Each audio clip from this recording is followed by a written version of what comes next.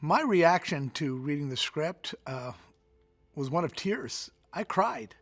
And there aren't many scripts that can make me cry. And it was something that I just felt compelled to want to be a part of. I wasn't at that point partnered with Jim. I was leaving being a studio executive. And I had several different options to work with different directors at the time.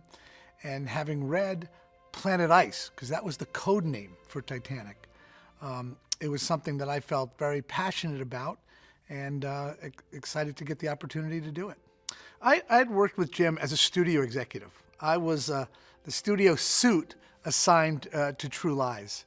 I remember when Jim found that out, he thought True Lies would be more of a hands-off production, that he came into a meeting we were having. He was a little bit late, and he came in, but he walked right around the table, ignored everybody else after hearing I was going to be involved, and walked up to me while I was sitting down and looked down at me and said, "So, I understand we're going to get to be pretty good friends or bitter enemies." And I looked up at him and I said, "Pretty good friends, I hope." And I think that's how it turned out.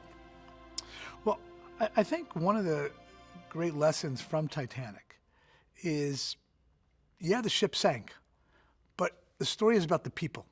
And we go on a journey with these two characters, Kate and Leo, as they go through the movie.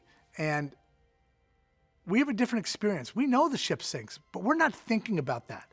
And one of the best news that we got when we previewed the movie for the first time for an audience to get their feedback, we knew the movie was, at that time, too long. And I always felt that the goal was to get rid of the TOO in front of long. And what audiences told us was where they wanted it to be shorter was during the sinking, which told us that the character story was working, the love story was working, and that's what separates the film from so many others. What Jim was like working on Titanic was what he needed to be. He needed to be a general running a big, complicated set. And he needed to do it with a voice that was commanding, but also a voice of compassion when he needed it.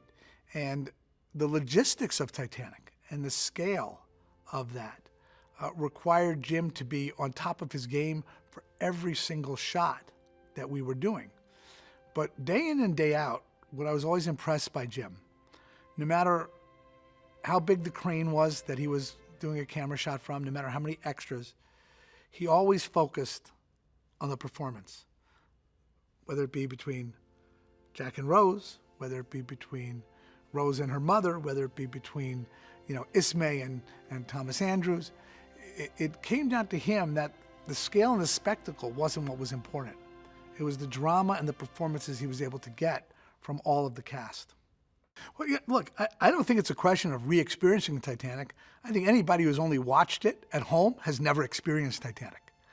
I think that this is a movie that plays differently on the big screen. I think you are drawn into these characters. You are drawn into the jeopardy of the sinking like you couldn't be at home.